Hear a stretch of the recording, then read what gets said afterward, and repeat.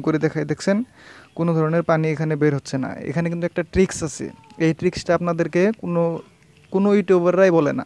তো আপনাদেরকে আমি বলবো, ট্রিক্সটা একদম খুবই সহজ সরল। আসসালামু আলাইকুম ভিউয়ার্স, আমি মোহাম্মদ শাজিদুর রহমান আর আপনারা দেখছেন বেকার বয়েস ইউটিউব চ্যানেল।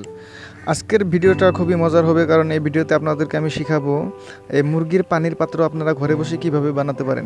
এখন আপনারা ভাবতে পারেন যে মুরগির পানির পাত্র এটা একটা সাধারণ ব্যাপার, এটা আমরা অনেক ভিডিও দেখে বানান শিখে গেছি, কিন্তু আমিও এরকম করে অনেক ভিডিও দেখে বানানোর চেষ্টা করেছিলাম, কিন্তু বানানোর পরে কি হয়, পানি বের হয় না। এই ভিডিওতে আপনারা দেখতে থাকেন, আপনাদেরকেও আমি দেখাবো যে কিভাবে পানি বের হয় না। মুরগির বাচ্চাকে যদি পানির পাত্র ভালো না দেন তাহলে মুরগির রোগবালা বেশি হয়ে যায়, কারণ পানির পাত্রতে মুরগি নেমে পানিগুলো নোংরা করে ফেলে আর পরে এই পানি খায়, খাওয়ার পরে দেখা যায় যে অনেক সময় মুরগি বেমার হয়ে যায়।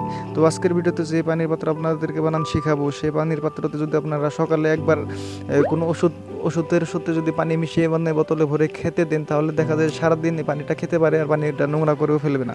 তো আসুন পেশাল না বাড়িয়ে ভিডিওটা শুরু করি। এই পানির পাত্র বানাতে আপনাদের কোনো খরচে হবে না, বাসা বাড়ির বস্তু দিয়ে আপনারা পানির পাত্রটা বানাতে পারবেন। সর্বপ্রথম এরকম একটা ঘরের থেকে বোতল নিয়ে নেবেন, তারপরে এরকম একটা পাত্র নিয়ে নেবেন, বাটি সাইজের ঘরে থাকে। আমাদের ঘরে অনেক সময় দেখা যায় পানির পাত্রটা নিয়ে এরকম করে আঠা মারি দিতে হবে। আর দেখবেন আপনারা তলের যেটা বাটির মতো হবে, পানির বাটিটা খুব একটা বড় নেবেন না, ঢাকনার থেকে অল্প উপরে থাকলেই হবে। তো এই দুটো বস্তু নেওয়ার পরে আপনারা কি করবেন, আপনাদের ঘরে থাকে তাহলে এরকম একটা গ্লুগান নিয়ে নেবেন, আর গ্লুগান না থাকলেও চলবে। বাজারে 10 টাকা 5 টাকা দিয়ে আঠা কিনে পাওয়া যায়, শক্ত আঠা, যে একবার মেরে দিলে যাতে ভেঙে যাবে কিন্তু ওই আঠা মারা জায়গায় আর খসে না, ওরকম ধরনের নেবেন। তারপরে কি করবেন, বোতলের ঢাকনাটা খুলে, অনেক লোকেরা কি করে এখানে স্ক্রুপ মেরে দেয়। স্ক্রুপ মেরে দিলে কি হয়, এখানে ফোঁটা করতে হয় আর এটার সাথে সাথে ঢাকনাটা ফোঁটা করতে হয়, কিন্তু ফোঁটা করলে কি হয় যে এই ফোঁটা করে স্ক্রুপ মেরে দিলে নিচে পানির পাত্রটাও ফোঁটা করতে হয়। পানির পাত্র ফোঁটা করলে কি হয়, অনেক সময় দেখা যায় পানি দিলে তল দিয়ে পানিগুলো পড়ে যায়। তো আমি ফোঁটা না করে আঠা দিয়ে মেরে দিব ভালোভাবে, আপনারাও আঠা দিয়ে মেরে দিবেন। প্রথমে এই ঢাকনাটার এখানে পরিহা করে আঠা মেরে দিবেন। আঠা মারার পরে কি করবেন, নিচের পাত্রটাতেও ভালো করে আঠা মারে দিবেন, কারণ আঠা মারার উদ্দেশ্য একটাই, যাতে ঢাকনাটা এই পাত্র থেকে খসে না যায়।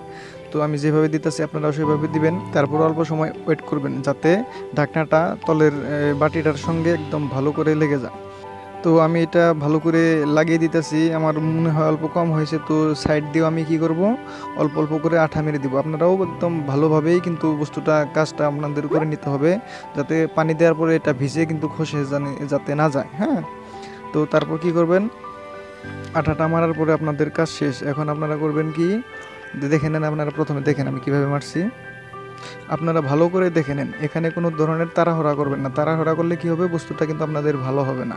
তো এটা ভালো করে লাগিয়ে দিবেন। লাগিয়ে দেওয়ার পরে আপনাদের যেটা বোতল থাকবে, বোতলটার এই সাইড দিয়ে আপনাদেরকে যে দেখাইতেছি, এই সাইড দিয়ে আপনারা কি করবেন, 2 বা 3টে ফুটা করে দিবেন একটা ধারালো চোকা অস্ত্র নিয়ে। এরকম ধরনের অস্ত্র নিয়ে এখানে 2-3টা ফুটা করে দিবেন, কিন্তু ফুটাগুলো অল্প বড় ধরনের করে করবেন।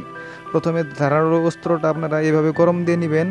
গরম দিলে কি হবে, ফুটাটা ভালো হবে। আর যদি আপনারা গরম ছাড়া করেন তাহলে কিন্তু ফুটাটা ভালো হবে না, বোতলটা বাঁকা বোকা হয়ে যাবে, ও দিক দিয়ে পানিও বের হতে যাবে না। তো ভালো করে আপনারা আস্তে ধীরে ফুটাটা করে নেবেন।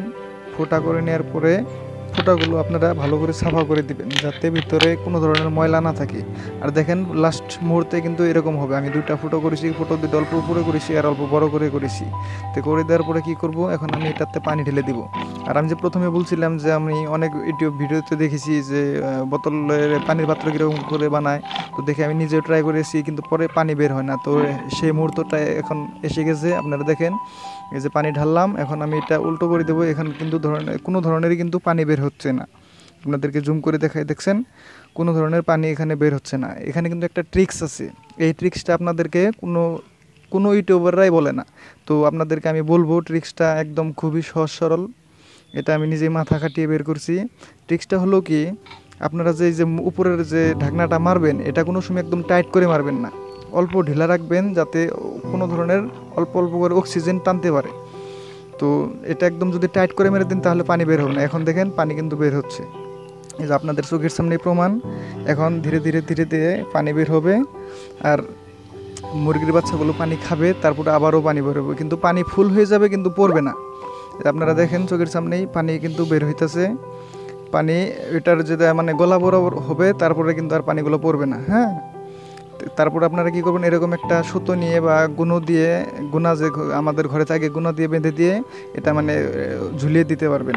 তো দেখেন পানি যে তলে দেখেন যে গলা বড় বড় হয়ে গেছে, কিন্তু এর দিকে বেশি পড়বে না। এখন এর দিক থেকে যদি আমি পানি অল্প ফেলে দেই, হ্যাঁ, বা মুরগি যদি খায়, তো পানি তো কমে যাবে। এই যে আমি অল্প পানি ফেলে দিয়ে দেখাচ্ছি আপনাদেরকে।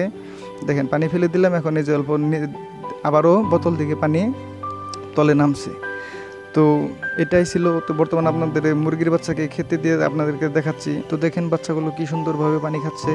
তো আজকের ভিডিওতে এতটুকুই। ভিডিও দেখে যদি আপনাদের বিন্দু পরিমাণও হেল্প হয়ে থাকে বা উপকার হয়ে থাকে, তাহলে আপনারাও আমার অল্প হেল্প করবেন মানে ভিডিওটিতে লাইক করে দিবেন, আর নিচে থাকা লাল সাবস্ক্রাইব বাটনে ক্লিক করে আমাদের পরিশ্রমের মূল্য দেওয়ার চেষ্টা করবেন। তো আবারও দেখা হবে আল্লাহ পাক চাইলে নতুন কোনো ভিডিওতে। সে পর্যন্ত সবাই ভালো থাকবেন, সুস্থ থাকবেন, দোয়া করি, এবং আমাদের বেকার বয়েস চ্যানেলের সাথে থাকবেন। তো খুদা হাফিজ, আসসালামু আলাইকুম। with